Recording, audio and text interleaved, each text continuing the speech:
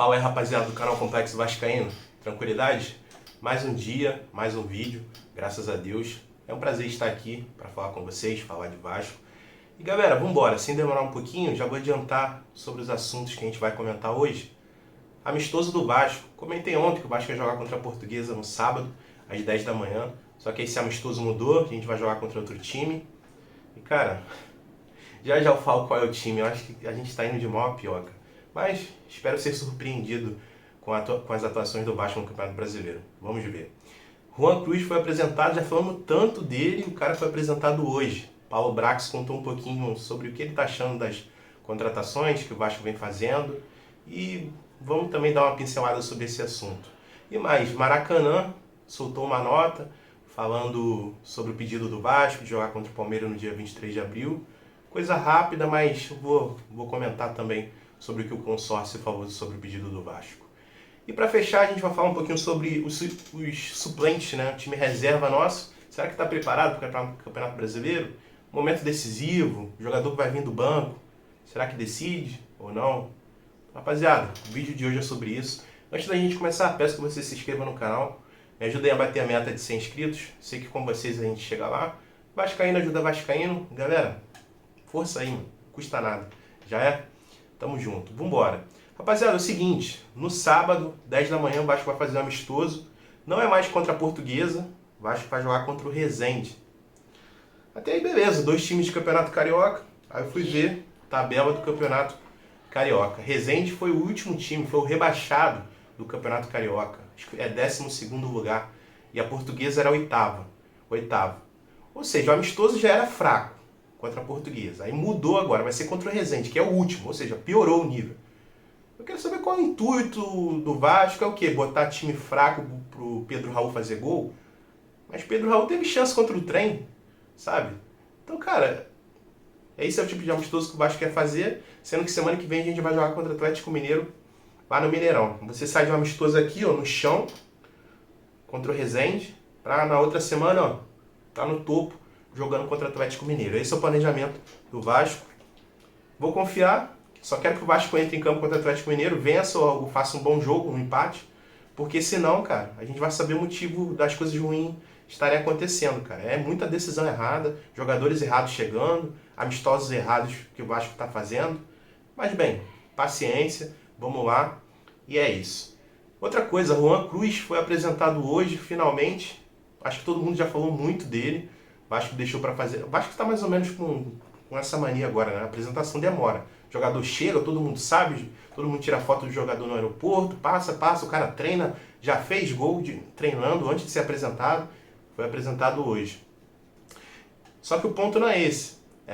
O ponto interessante é que o Paulo Brax, antes da apresentação, ele falou um pouquinho sobre o que ele acha das contratações. Ele falou um ponto interessante, mas que eu discordo um pouquinho dele. Meio que todo mundo está ansioso, o Vascaíno está ansioso, o Vascaíno está querendo jogadores novos. E o Paulo Brax falou que desde o começo do planejamento para esse ano até essa semana atual, se for pegar todos os jogadores que o Vasco contratou, entre aspas, seria como se toda semana chegasse um jogador novo no Vasco. Ok, chegaram bastante jogadores. Ele está certinho com o ponto de vista dele. Só que, cara, beleza, um jogador por semana, mas está faltando ainda jogador. O que adianta ter chegado um jogador por semana? Desde o começo do planejamento chegou um jogador por semana e tal. A gente está precisando de ponta esquerda, camisa 10, um reserva decente para o Pedro Raul. Chegou o Juan Cruz, eu não confio nele.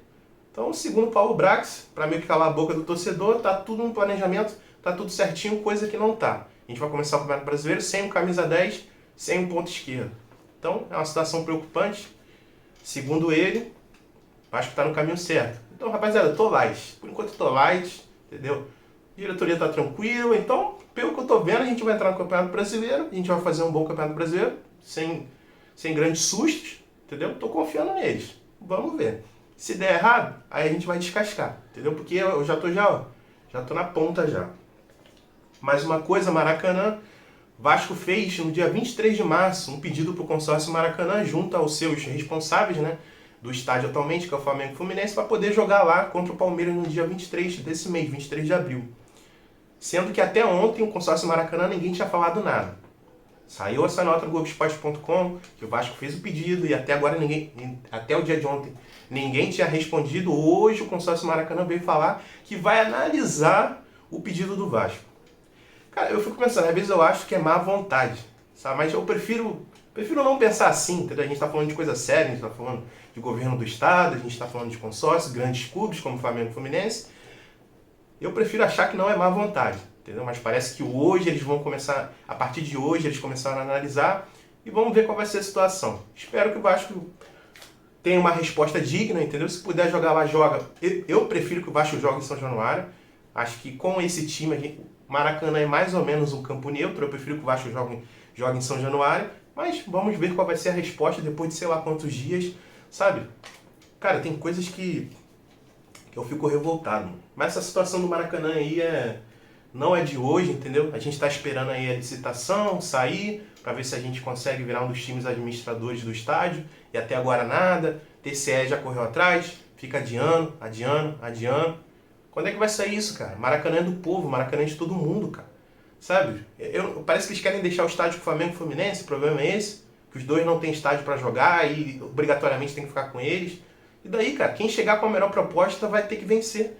Sabe? Eu já fiquei sabendo, pelo que sai na mídia, a proposta da 777 vai ser bem forte, para entrar forte no Maracanã, ser o nosso segundo estádio, entendeu?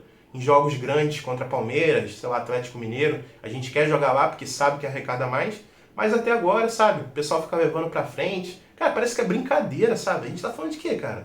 Escola, brincadeira de criança, adolescente, cara, a gente tá falando de coisa séria, mano. Sabe? A gente tá falando de coisa séria, mano. Então, galera, eu já tô no limite já dessa história, mas é isso que aconteceu.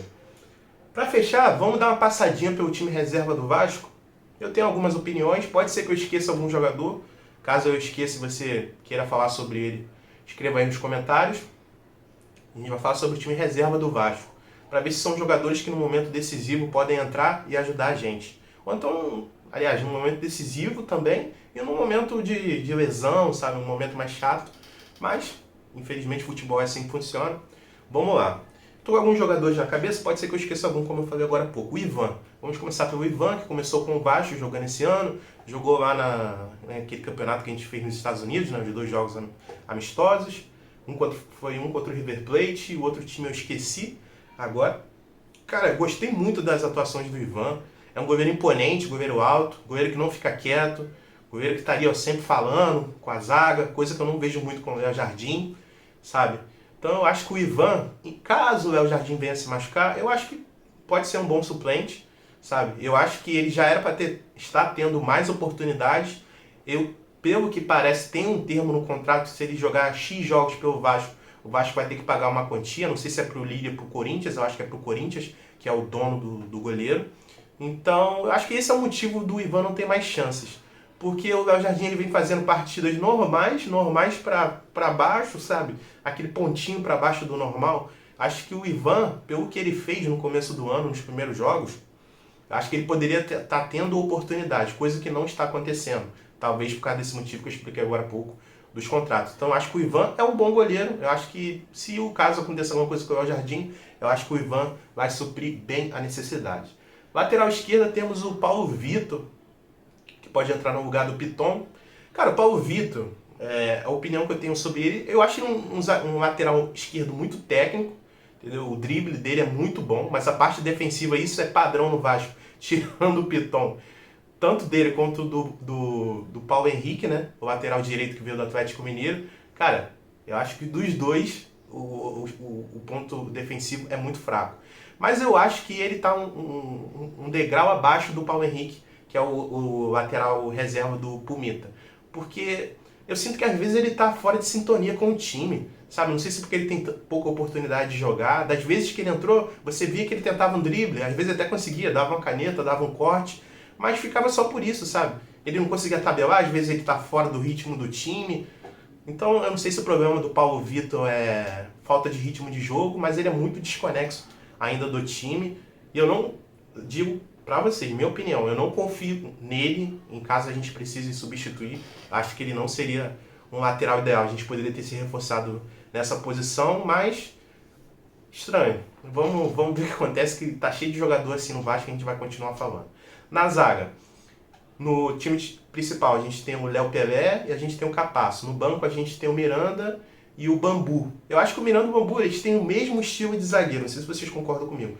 Os dois, eles tentam ser muito técnicos. São zagueiros, se eu pudesse caracterizar, os dois zagueiros são técnicos. Mas eu fico com aquela sensação que se apertar eles vão falhar, entendeu? Eles têm aquela mania de querer sair com a bola, de dar aquele cruzamento. Eu acho que os dois estão conseguindo jogar bem nas vezes que teve oportunidade antes do Capasso chegar, porque o Léo Pelé do lado e o Lucas Piton fortalecem muito a defesa do Vasco. Então o lateral que entra ali, o zagueiro que entra ali, eu acho que eles conseguem ter uma maior tranquilidade para jogar. Então eu acho que os dois, tanto Miranda como o Bambu, têm o mesmo estilo de jogo, técnico, mas eu acho que se apertar, os dois entregam. Então não tenho confiança em nenhum dos dois. Lembrando que vou passar rapidinho sobre o time titular, o Capasso, o estilo dele é totalmente diferente de qualquer zagueiro que o Vasco tenha. Tanto do Pelé, quanto do Miranda, quanto do Bambu. O Capasso é mais aquele zagueirão brutamonte, se a bola vier ele dá carrinho, igual aquele, infelizmente, aquele pênalti que teve contra o Flamengo. Então eu acho que ele vai ser titular nesse time, porque acredito eu que o Barbieri vai querer fazer esse esquema tradicional, né? Que é ter um zagueiro mais truculento, que fica ali na sobra, e o zagueiro primeiro ali, que é o Léo Pelé. Então eu acho que esse vai ser a nossa zaga e esses dois zagueiros reservas que eu já comentei. Na lateral direita temos o Paulo Henrique, que veio do Atlético Mineiro. Eu assisti o jogo que ele fez contra o Atlético. Eu acho que ofensivamente no segundo tempo ele foi bem, dá pra ver que ele tem uma explosão boa, mas defensivamente falhou demais, cara. Se não fosse o Rodrigo ali de volante, a gente teria tomado os 2 gols por causa dele, sabe? Então eu acho que ofensivamente ele pode ajudar a gente, é igual o Pumita. Só que acho que o Pumita defensivamente ainda é um pouquinho melhor que ele, pode ser porque tenha mais jogos pelo Vasco, né?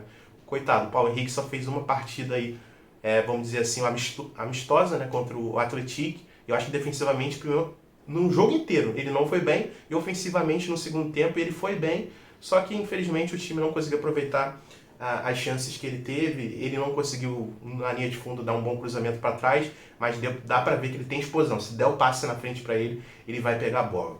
Vamos lá, rapidinho, na volância, a gente tem o Barros, que cara, eu acho que junto com o Ivan, uma das melhores opções que a gente tem de reserva. Naquele jogo que a gente fez contra o Fluminense, que jogou ele, Galarza, foi ele, Galarza e o Rodrigo, se eu não me engano.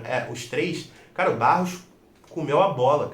Defensivamente não deixava nada passar. Eu acho que ele não tá tendo mais oportunidade porque o nosso trio de volantes ali é muito sólido, entendeu? São jogadores já com casca, jogadores que estão vindo da base igual o Rodrigo que tá jogando muito bem, que é o Rodrigo, o Jair e o Andrei. Então eu acho por isso que o Barros não tá tendo mais oportunidade, mas eu acho que é um volante que se a gente precisar, ele vai entrar, vai jogar bem, principalmente defensivamente. O moleque é bom e tem chute fora da área também. Já deu umas arriscadas aí, então eu acho que é um bom volante que a gente tem aí no banco, junto com o Ivan, acho que são 2 pilares bem fortes que a gente tem no banco.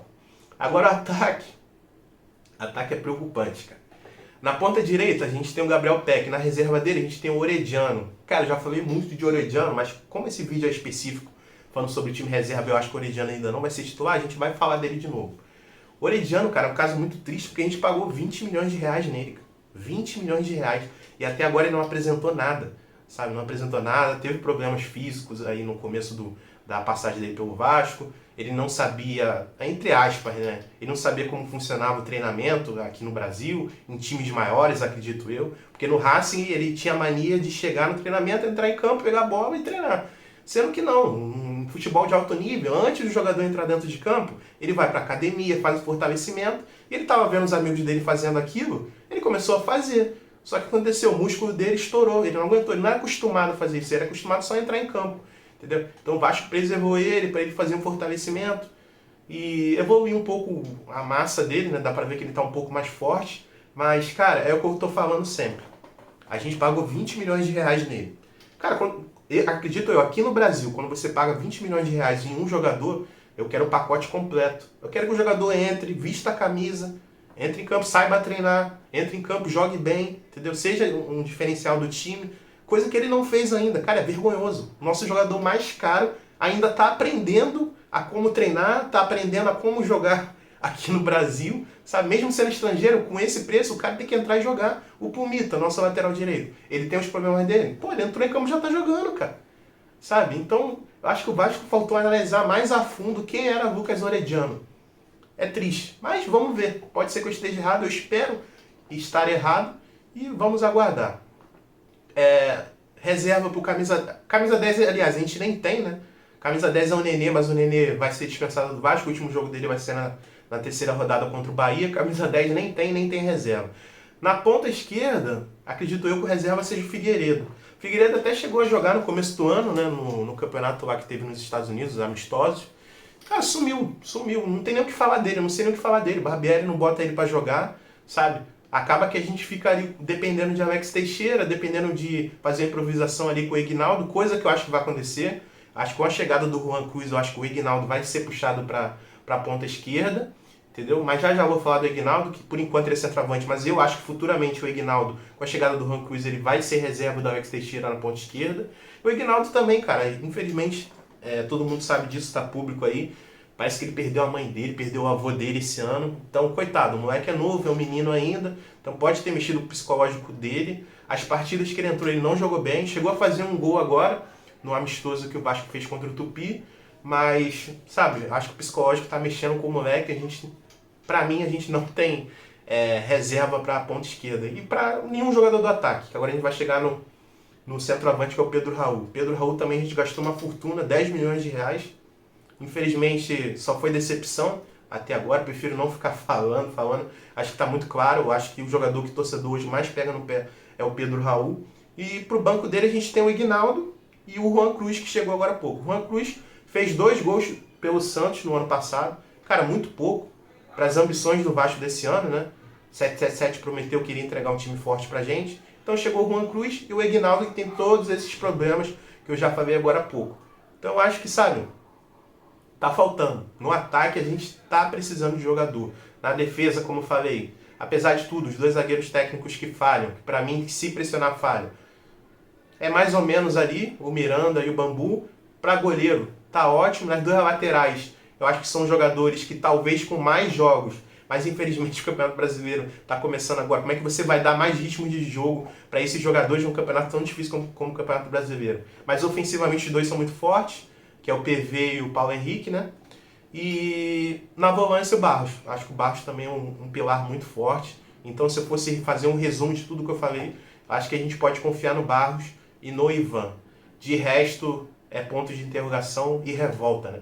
Lucas Orediano, cara, eu tô com uma revolta desse cara. Espero que ele cale minha boca. Então, rapaziada, é isso. Falei bastante. Posso ter errado em alguma coisa, pode estar faltando algum jogador a ser falado, mas é isso. Espero que vocês tenham gostado. Se inscrevam no canal, mais uma vez eu peço para vocês. Deixem o like e tamo junto. Amanhã tem mais vídeo. Valeu, galera. É nóis.